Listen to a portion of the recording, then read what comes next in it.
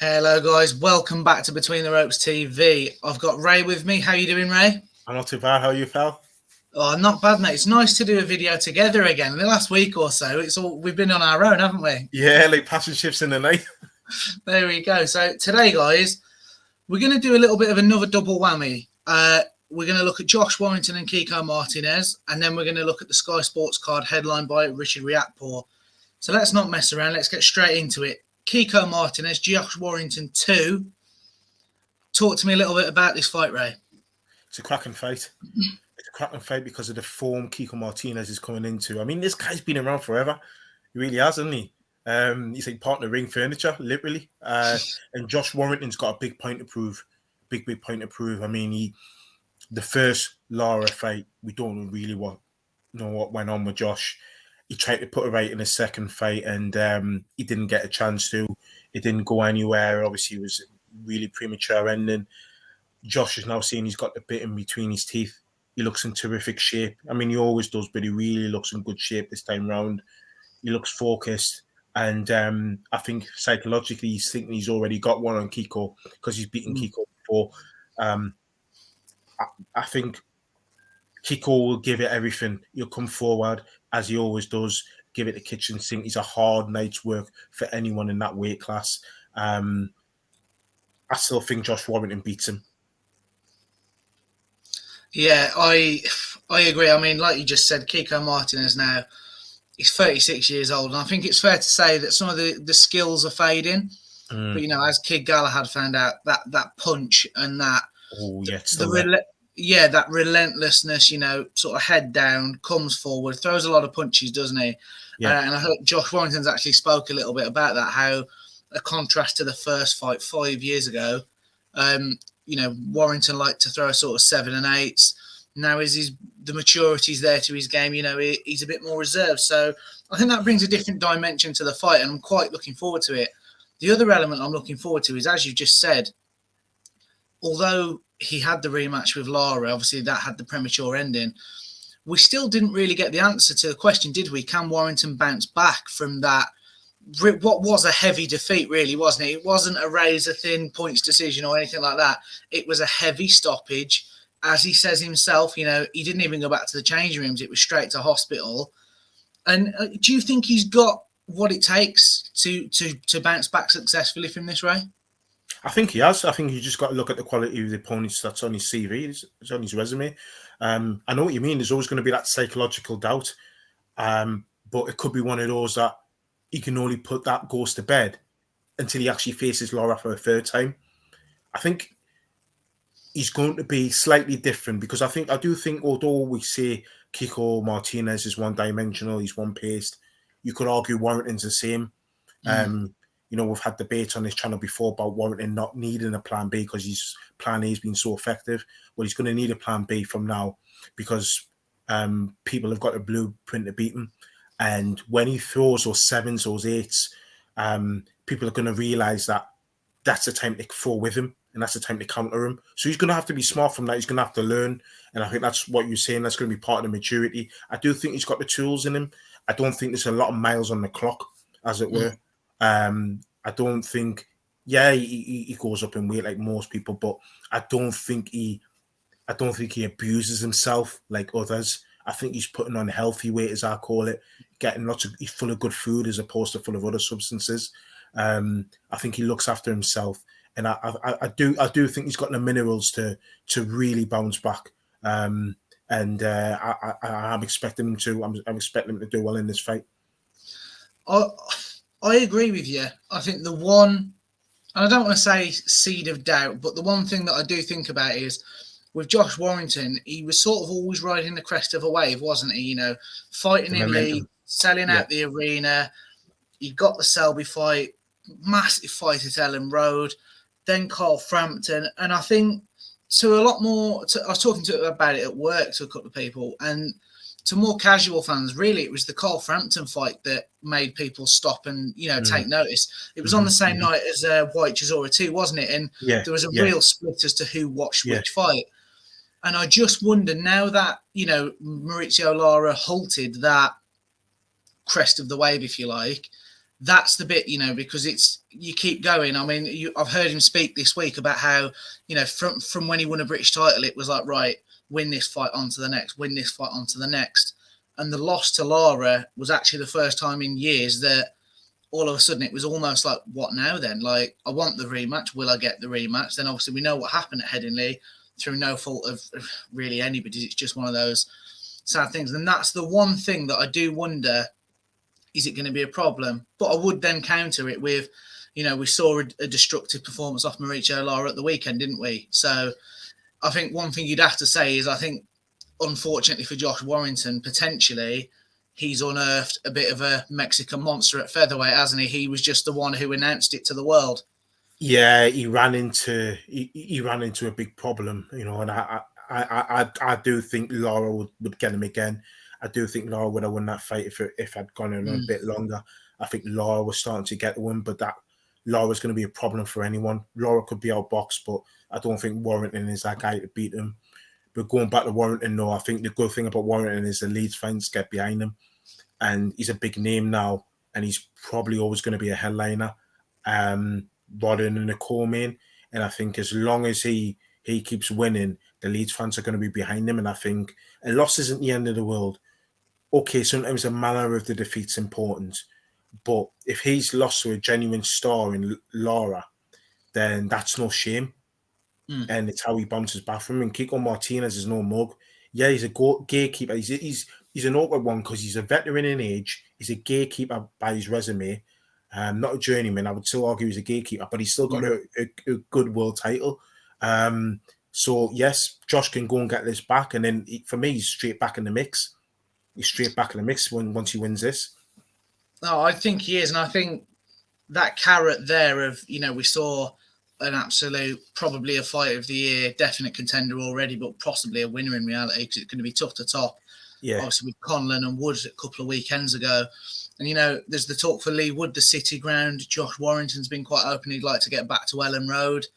That's a massive, massive, massive fight, isn't it? So we'll look to move on. I think I know what you're going to say. Prediction time. Are we in agreement? Josh Warrington wins? It's got to be Josh Warrington. Yeah, I think you're right. He can't afford to take his eye off the ball with this one, but he sort of will have one eye ahead of on the Lee Wood fight. But Josh Warrington on points for me. I agree on points. So, and I will just get in because I like to that I am still winning on the old prediction front. So, no, I don't like to talk about it too much, but it's worth mentioning. So we'll move on. Obviously, then we've got a great lightweight title fight, although it is for the lesser IBO. Maxi Hughes versus Ryan Walsh. Now, Walsh is obviously stepping up 2 weight divisions, isn't he, from his sort of traditional weight? But there is inactivity as well. So, at this point in his career at 27 wins, 3 losses, 2 draws, can he actually still make the weight? So, I mean, what do you think, Ray? I'm just sort of thinking, a lot's being talked about the weight jump, but it might be quite natural as well, if you know what I mean. I was going to say, I don't think it'll be too much of a problem in the sense that I think he'll probably be his natural weight because of the time elapsed from that being out the ring. I don't think it'll be as big as what you may think. I think it'd probably be natural for him. Listen, Ryan Walsh has got a pretty good resume. He's only lost to Lee Selby, Dennis Seelan, and he also lost to Jazza Dickens. So, yeah, obviously that was down to featherweight, wasn't it? But, these are good names down there. And interestingly enough, Maxi Hughes has lost to Liam Walsh, the other brother, because there's 3 Walsh brothers, isn't there? There's Michael as well. He lost to Liam. But I don't know. I just think Maxi Hughes is on this bit of an Indian summer. And it's kind of one of those Indian summers where you think, oh, he's done well, but he's going to lose the next fight. He wins that next fight. Oh, he's done well, but he'll lose the next fight. And depending on how much Ryan Walsh has got left, it could be this fight. Maxi's shown he boxed beautifully against Saffron, the Mexican, in his last fight, and he could have, I had him, as you can tell, to get blown away, and he boxed beautifully. So it's a really good pick and fight.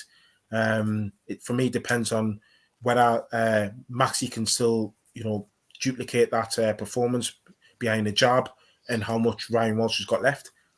I think we all got caught up, didn't we, after Giovanni Straffon blew away James Tennyson, who I think, certainly in the UK, we were potentially getting behind James Tennyson, weren't we? He'd had a couple of destructive performances himself. Yeah, And the way Belfast Golovkin, he was getting cool, wasn't he? Exactly, yeah. And the way he blew Tennyson away, we expected the same of Maxi Hughes, didn't we? And in fairness to Maxi Hughes, I remember watching it and I was blown away by him, thinking, like, as you said, I think Indian Summer is perfect. It's almost a little bit like Tony Bellew-esque, isn't it? You know, he got his world title and you thought, all right, he can go off into the sunset. And then it just kept coming. I think Maxi Hughes, good performances. Yeah, exactly. Yeah, he's on exactly the same. The only thing I would say that I think Ryan Walsh isn't the one to beat him, and again, I'm sort of sick of saying it, but through the pandemic, inactivity, you know, he lost in December 2020, and then obviously he had that first round stopped on cuts in December 2021. And I think that inactivity is going to play a part. You know, Maxi Hughes, he's been active, to be fair. As you said, British title, IBO title. I'm backing Maxi Hughes to win, but I do think it will go the distance. Yeah. I mean, Maxi's shown that he's got more tools in his arsenal than what Ryan's shown. I mean, I'm sure Ryan had a good win a few years ago against James Tennyson. You know, that was before James Tennyson went on a fantastic run. So again, it could be one of those ones where styles make fights, and that's why I'm conscious, because Ryan's style could potentially be awkward for Maxi Hughes. But all the advantages are with Maxi Hughes. I mean, I know he's coming up 32, but he's had his 5 losses, but he's a fresh 32, isn't really. You know, he hasn't had taken too much damage, although he's got miles on the clock in terms of experience. He hasn't taken too much damage. So yeah. But that's my other thinking, is if Ryan Walsh is fresh, you know, and the ring rust hasn't affected him too much, his style can cause Maxi a lot of problems. Maxi's shown he can adjust to that. So yeah, I would probably favour. I can't see stoppages coming into this fight. I just can't. Maxi's not the biggest puncher. Although Ryan, I think, he's had 13 or 12 stoppages, hasn't he? Something like that. Walsh has got 12 and Maxi's only got the 5, to be fair. And Maxi's on his 5-fight win streak, isn't he? Which I think could be crucial. Yeah, and I think that's what'll tip me slightly to going for Maxi on a point. We're agreeing again. Yeah, that Indian Summer, I think, might be prolonged. We'll move on. And the last fight we're going to cover in depth on this card, Ebony Bridges versus Maria Cecilia Roma. Now, Ebony Bridges is becoming quite a big name, isn't she, in the UK? For differing reasons we'll get onto. But it's a second crack at a world title. Obviously, she lost to Shannon Courtenay. And then for me, you know, she's 7-1, 3 stoppages. And I'm just not that impressed with her boxing ability. I've said it before. I'll say it again. I think, you know, against Mylis Gangloff, who we've had on the channel, and shout out to her, she got a great win on the weekend just gone. But I think she was very lucky to get that decision for me. I thought Gangloff took that one. Yeah, I did as well. I thought she did. Although she had a good fight against Shannon Courtenay, I'm not high on Shannon Courtenay either. I'm the same. I'm not convinced with Ebony Bridges, and I mean this with the greatest of respect though, but I don't even think Ebony Bridges is the best in our weight in Australia. If this girl, I know you can look at her record and say, oh, she's had 5 losses, but what people don't realize is these Argentine boxers, the females are tough. The max that goes 10 rounds, and they have a lot of 10 rounders early on. We're talking about somebody who's got a second world title fight in 8 fights. That's unheard of, and I think that's going to be the telling difference on the night. And I'm going to go for this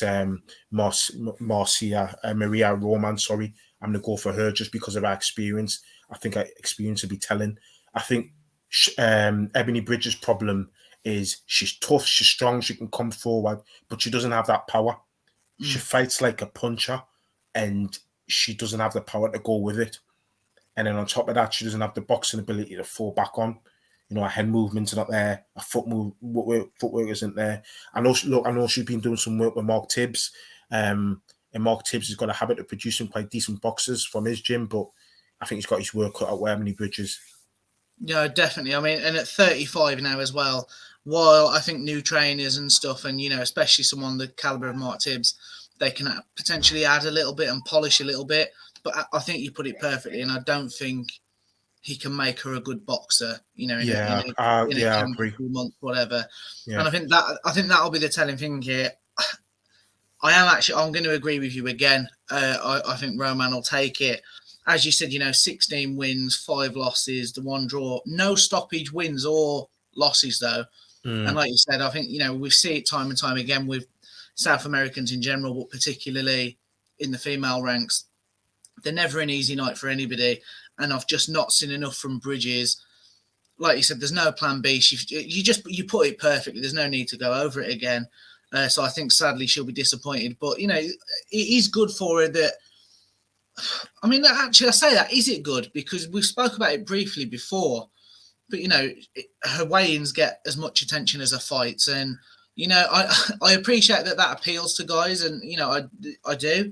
However, when you're in, we're, a month away from possibly the biggest women's fight ever in Katie Taylor and Amanda Serrano, the work that those women are doing to make women's boxing a genuine attraction, same as Natasha Jonas, Savannah Marshall, Clarissa Shields. These women, I'll be honest, you have to pick some of them to beat some of the male boxers as well. That's the gap that's been closed for me. And I can't help but feel with Ebony Bridges, she seems a really likable girl and stuff, but I can't help but feel she's sort of making a sideshow of it. Is that harsh? No. I mean, she would probably argue that look at what the men do in press conferences, flipping tables and slapping each other and that kind of stuff. But you are right. What should women's boxing be known for? Skill in the ring or attracting eyes and to it through what she does. And although we've got YouTubers coming into the men's, not so much the women's, but that's what she'll argue. But I agree. I think, even Savannah Marshall and Clarissa Shields present themselves very differently to Ebony Bridges. But the difference Ebony Bridges has is she can't back it up with the skills that they can. I wouldn't mind as much if she could back it up with the skills, because then I could say she's a real character. She is a character, but she hasn't got the repertoire of ability that those 4 boxers have. Definitely not. She'll not reach those heights. I definitely agree, mate. I definitely agree. The one thing that I would say, with each passing weigh-in, Eddie Hearn's reactions and awkwardness are getting funnier and funnier. So I am actually quite looking forward to that on Friday. I wouldn't be surprised if we get Frank Smith to do it this time. Yeah. So no, I am looking forward to that. No, that's this card in depth, but we will give quick shout-outs. Obviously, Dalton Smith, Callum French, Maddie Wright, Corey O'Regan, and also added this week, Sky Nicholson's second professional fight, taking on Bet Connolly. Now, good luck to all these guys. Obviously, in reality, they're stepping stone fights to further their pro career. But Sky Nicholson and Bet Connolly, I'm quite impressed with that fight, Ray, aren't you? So I was out the other week, and Bet Connolly's she's no mug, certainly. Yeah, she's not, and she's had 11 losses, but she's fought everyone you need to fight in women's boxing anyway. So she's going to be really tough for Sky. We've got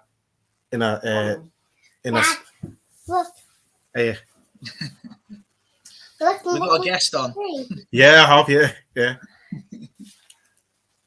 So with Sky Nicholson and Bet Connolly, looking forward to that fight. And I agree with what you were saying there, Ray.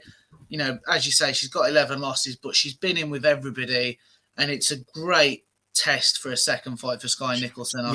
She has. Yeah, she has. I think with Sky though, she's still got amateur status, so she's still wanting to go to the Olympics. So I think she should be used to these different styles and the quick turnaround in tournaments. But the only other thing I've got is Bet Connolly, after seeing the Sandy Ryan loss, you can't underestimate her, because she's probably going to be as tough as anyone she's ever faced before. And that's my worry, that because in the women's division that depth, they're probably rushing the lot of the female fighters. I would have liked to see her put her in again in rapid time, put her in against somebody else. Bet Connolly's probably a little bit, her record doesn't do us justice. You look at her record and you think she's going to be easy pickings, but she's not. She's tough as they come. It's a big statement though. Sky Nicholson puts on a performance. I would say that, in fairness to her, that is a Yeah, big statement. I'll be the first one to hold my hands and go, wow, Yeah. wow. You know, if she really does a job on Beck Conley, because you look on our record, mate, you know as good as anyone. Not many people have blown Beck Conley out the water, have they? No, definitely. We'll move on to the Sky card now as well. Headline: Richard Riakporhe. Now, talk to us a little bit about it, right? I'll be honest, I'm disappointed in this. You know, Riakporhe a couple of years ago was becoming the man at cruiserweight, wasn't he? You know, wins over Billum Smith. He'd sort of started Boracoli. He started to mop up the domestic scene, and we were expecting big things. He's had his Then he went away, didn't he? Well, exactly. He's had his inactivity, come back with Sky, and one of the bigger names of the new Sky and Boxer platform. 2 wins last year, shook a bit of ring rust off. I'm disappointed with this fight. I really am. I'd have to agree in the sense that Deion Jumah, I mean, he's had loads of breaks. I think in total he's had about 4 years out the ring. Obviously at different times, not all together. I'm expecting Richard Riakporhe to really push on, because don't forget he's beaten Tommy McCarthy and he's beaten that Chris Billum Smith as well. I can't remember what years they were now, but he's beaten those two, and I think when you look at him, really he should be pushing on. Don't get me wrong, I'm not saying he should be knocking on the door for a world title, but he should be, because he's beaten those two and they've got the European, British and Commonwealth between them. He should be getting at the that top European class of cruiserweight. So really, I'm hoping he looks at this as just another, because in his last fight he looked a bit rusty. I know he got the win and he got that stoppage, but he did look a little bit like he didn't look very sharp. And we could talk about, as we talked about earlier tonight, lack of ring rust, lack of freshness. But I'm hoping he does a job on Deion Jumah, and then we can start talking about those fights which you and I believe he should be in. No, I agree with most of what he said. I actually think it should be a world title fight, really. He's well ranked, I believe, with a cup. I think definitely the WBC, but I'm sure he's well ranked. WBC, and I think with Sky and Boxer now, you know, we're coming up for 12 months. Let's not forget, since Eddie Hearn and Matchroom went. Yes, that's right. Yeah, that's a good point. Yeah, and I have to say, I'm a bit disappointed with overall what Sky and Boxer have done. They get credit for making the Carnbrook fight, and I get that, and they've done some good things. But you know, their biggest names, really and truthfully, Chris Eubank Jr. Male wise, Clarissa Shields. Yeah, Clarissa Shields, but male wise, you know, Eubank Jr., probably Hughie Fury, then probably Riakporhe in terms of. Well, I was going to ask you, Josh, whether you think Riakporhe is going to be the actual breakout star for them. Is he going to be their main one? Because, you know, should he win this fight and you're seeing world title fight next, they're going to have to really be careful for them, because there's not many. They ain't got many stars, have they, so far? And that's the point. You've put it better, actually. So thank you for that. That's the point I was getting to. That they've not really enhanced anybody. There's no world champions, like you say. For the world champions, you look into the women, and don't get me wrong, they've got some fantastic women. Yeah, they have. Yeah. But I'm just disappointed with this fight. You know, I saw a Twitter poll off another account earlier. You know, which will you be watching? And it was like 83% DAZN, 7% Sky, and then the 10% was like, I can do both. But I'm just disappointed with it. I think he needs to step up, because I thought when it was announced the foundation of the new stable, I thought Riakporhe would be the breakout. I thought Eubank Jr. is good. We know what he is. He's a big name. But, you know, at 32 years of age, can he really... How much of a difference can Roy Jones make? And that's a different video. But I thought Riakporhe would be the one. And, you know, this will be his third fight. And for me, he needs to be destructive on Saturday night. I mean, by 4 rounds, he should be sat there, you know, doing his post-fight interview, and it should be a serious stoppage for me. Otherwise, you know, I think he's in his 30s himself now, isn't he, Riakporhe? I'm sure he is, off the top of my head. Yeah, I'm not too sure how old he is, to be fair. But then again, in comparison to Deion Jumah, I know he's 32, but he hasn't fought anyone on a level that Riakporhe has. Riakporhe has got it all. He really has got it all. He's got everything, all the physical attributes. But yeah, he should be. They should be piling everything, all the resources into making him a star. Definitely. Because he's big enough. He's a big star. He can punch. Yeah, he appeals. And for me, they should be looking at, you know, probably really to build the Super UK fight before Okoli moves up. For me, you know, a Glavakia, Jazuski, you know, these people that Okoli's been in with, go and do a better job. You know, we see that time and time again with all divisions. Don't, like you said, 4 years out of the ring, he's not fought anybody with the resume even that Riakporhe's got. Just disappointing. I assume you're backing Riakporhe for the win. Yeah, I think Riakporhe stops him. I think it'll be a bit late. I think Riakporhe's going to take his time to figure him out, but Riakporhe should be winning this comfortably. No, I agree. So, I mean, so far it's unanimous. We're in agreement. So we'll look like idiots on the reaction, but there we go. Also on the card, you've got Adam Azeem and Caroline Dubois. Thrilled to see both of them back. Both had big performances last time out. How far can these two go? I think for Dubois, certainly, I think she's the future of women's boxing. How well she was on her debut, the composure, and I know she's got the amateur pedigree. But what she showed on her debut for me, and it wasn't the easiest debut opponent, I'm really excited about her. Yeah, Caroline Dubois is sensational, isn't she, really? They've got to be careful they don't fall into that trap that I'm worried that people do with the female boxers, because there's a lot of depth. I'm worried that they're rushing them. But if they take the time with her, she's going to be a star anyway. It's there. It's inevitable for me. Adam Azeem, he's 3-0 now. I like what I see in him. For me, he's so far. He's patient. He can mix it up, hit the body well, picks his shots really good, moves his head, doesn't keep his head on the centre line. He's got that nice blend of speed and power. Difficulty when in the men's, when they're under 10 fights, is they haven't faced many different styles to see just how good they are, how to adapt to different scenarios in the ring, how to adapt to different tests, when they can sit back, when they can become the ring general, and we can see other skills from them. But so far, so good, and I can start to see why people like him so much.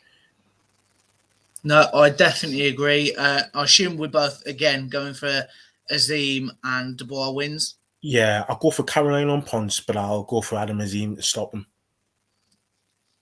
There we go. You heard it there, guys. We'll wrap this one up now. If you're new here and still with us, hit the like button, hit the subscribe button, and we'll catch you on the next one.